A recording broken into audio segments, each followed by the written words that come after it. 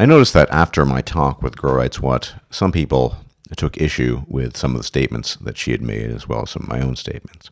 In particular, there is some contingent of people who either do not understand or cannot or will not understand the idea of not getting angry at something for acting in accordance with its nature, which is not the same thing, mind you, as saying this is good or bad or good or evil, specifically with reference to female behavior. So we can look at this video as what? Maybe coming to terms with reality extended cut. The problem that human beings often have, all of us, including myself, is that we often rail against reality. You wish to fight it. But those who rail against reality will fail. Reality always crushes us in the end. If we try to entertain a fantasy, if we try to pretend that something is when it is not, at some point in time, we will lose that battle. And this doesn't just occur on the planes of men and women or male and female relations. Look at the religious lunatic who clings to his beliefs in spite of a reality that does not represent a description of those beliefs. He has to constantly rearrange his mind. He has to constantly fight off intrusions because he's not living in concert with reality. And that's just one example. There are so many. The idea of describing female behavior as good or bad is something I do not endorse. I've said that before. It simply is. And I can explain why I do not believe that anger is a justified reaction to female hypergamy, for example, or any sort of female reproductive strategy. And I don't even like using the word justified, because justified is a strange word given the nature of our reality in the universe and the laws of causality, so let's get rid of justified. I think anger can be understandable, but I don't think it's beneficial. Now, what I meant, and I don't know what Grow Writes What meant specifically, I'm not a mind reader, and we would have to ask her, but what I meant about not getting angry at something in acting in accordance with its nature is accepting it on its own terms, or not.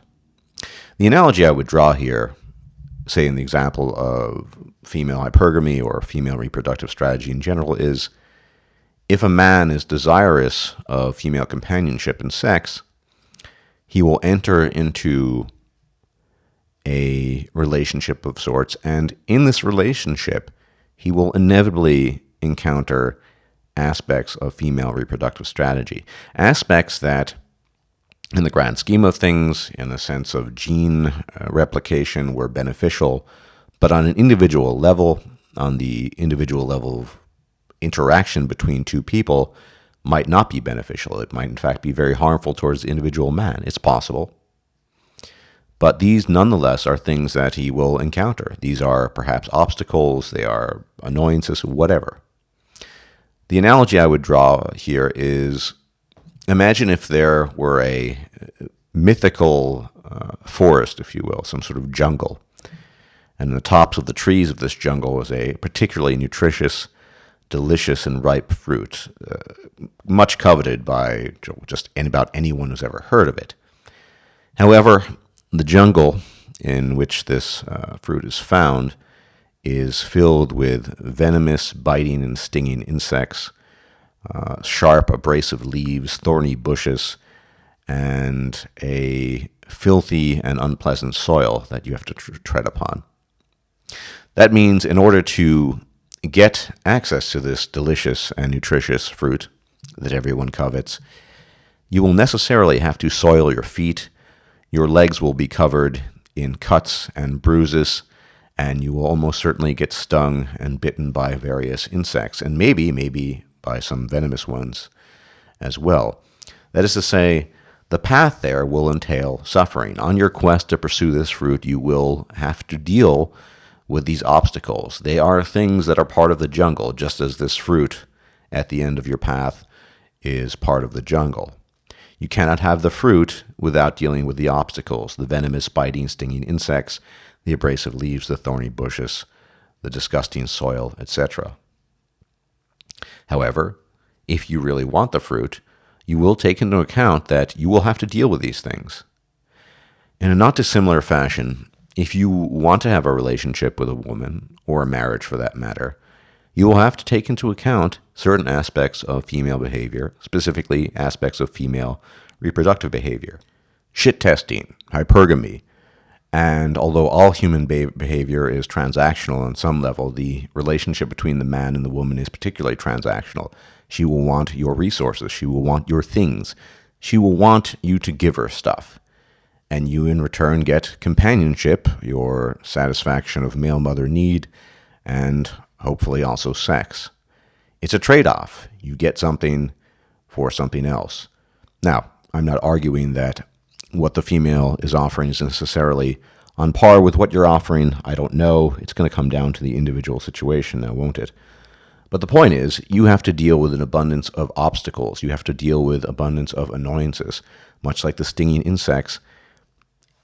If you want to have female companionship, you don't get it at cost-free. You don't get it without having to deal with reproductive strategy behaviors on the part of women. Now, if you're going down that route, then getting angry at women for being hypergamous or shit-testing you might be an understandable reaction, a natural reaction, but I doubt it's a beneficial one. If you want to profit the most you can from your quote-unquote relationship, then the best way to approach it is in pragmatic and objective terms as possible, and a perspective that entails that. The female is hypergamous. The female will attempt to extract resources from you. Does she actually care about you as a human being? Well, not in any conventional sense, but that's the nature of the relationship. It is transactional. It's not good or bad. It simply is what it is. When we fight against reality, we lose. Alternatively, you can choose not to engage in relationships with women, and you don't have to deal with any of that. That's pretty much what I do. However, if at some point in time I decided to break my fast, as it were, from women and said, well, I will entertain the idea of having a relationship with a female, I would have to necessarily take into account all that I know and have come to know about male and female interaction and human nature. I would have to take into account certain basic aspects of female behavior, how they behave towards men, and I would have to give up certain things, in the sense that I would have to accept certain kinds of behaviors without them upsetting me, because getting upset won't help anything. And I should point out that even if a person points out that these behaviors exist, it's very unlikely that they're going to change. Remember, the vast majority of our behavior, our everyday behavior, is simply automated responses to things that our ancestors have come to know millions of years ago. It's the autopilot. It's just what people do. And even if you do point it out and people become aware, it's highly unlikely it's going away. Human nature is here to stay, both male nature and female nature. Neither is good or bad. It's just reality. We can spend our lives fighting against reality and ultimately lose, or we can try to live in concert with reality without getting particularly angry about these things. Now, once again, I don't like the word justified because, well, justified is a strange word in a universe without free will, in a universe based on causal laws, but I do think the word angry is understandable, and the feeling of anger can be understandable. Many, many moons ago, when I first had begun to understand these things, I too was angry, but it dissipates over time. It doesn't serve a useful purpose. All we can do is make our individual choices to do our individual things, lacking complete knowledge of what's best for us ultimately, but hoping, I suppose, that we are in fact making decisions that are best for us, and whatever that entails, be it not getting involved in relationships with women, getting involved, getting married, having children, not having children, playing games, doing whatever the hell you want. And every activity you engage in will have a cost and benefit. Getting angry at the costs doesn't make you feel better. It doesn't make you advance any bit. So, as I said, if you want the ripe and delicious fruit, to use the analogy again, you will have to proceed and walk through the jungle and deal with the obstacles.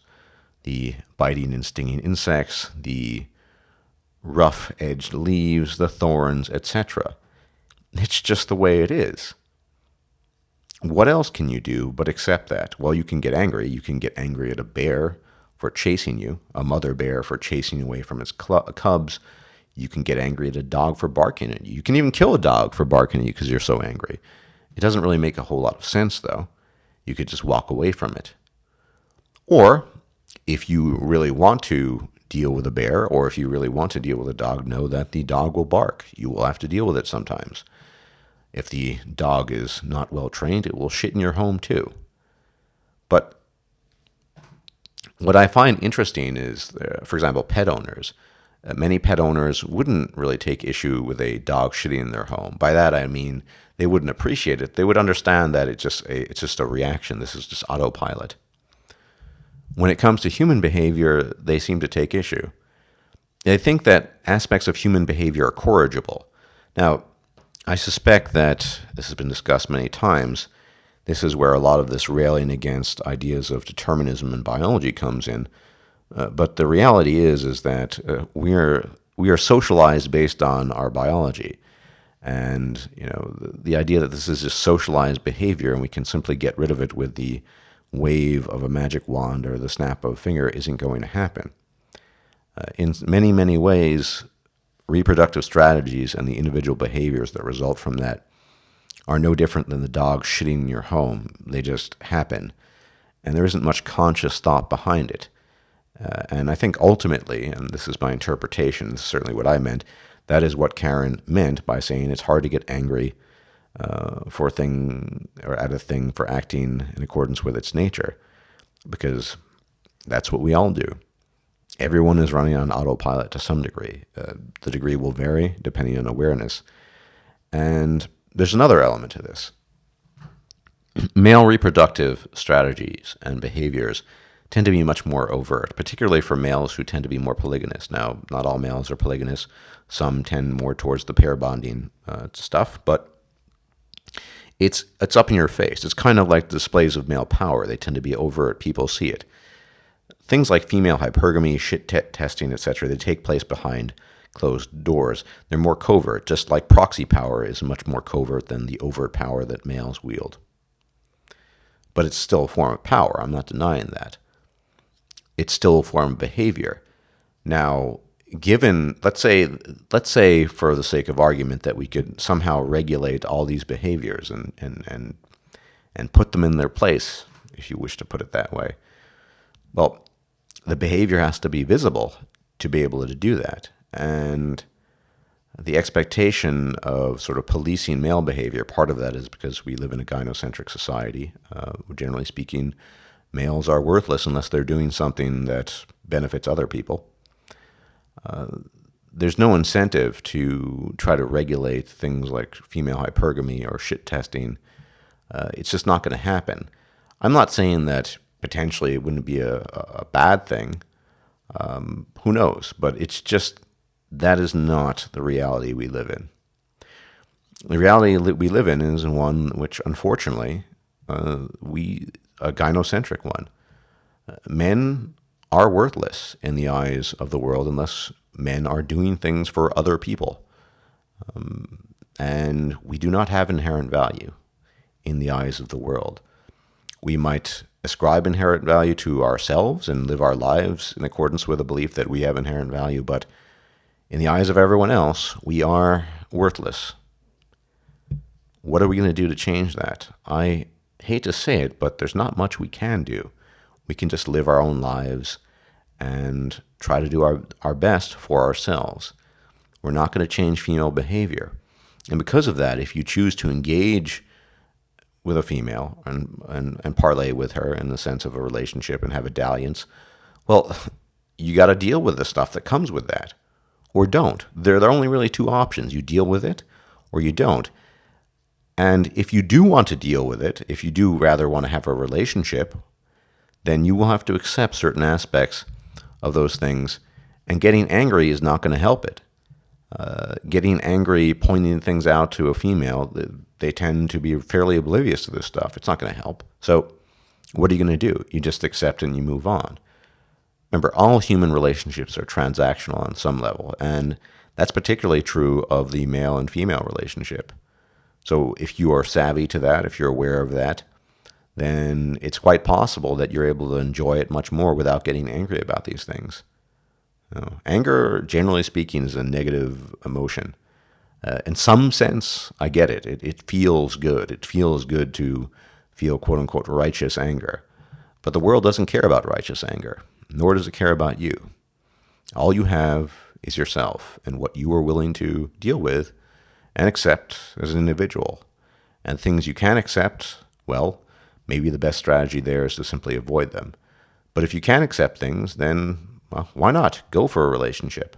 Do all these things. The choice is ultimately up to you. Understanding the world and the human animal is a means of moving towards acceptance or equanimity. It is very, very helpful. It's beneficial. And I think overall, if one can move towards that direction, one will feel better. That's at least been my experience. In any event, I have spoken enough. Thank you as always for watching, and I will see you again soon, hopefully with a language-related video. Until the next time, take care, and may your chosen deity watch over you. Bye-bye.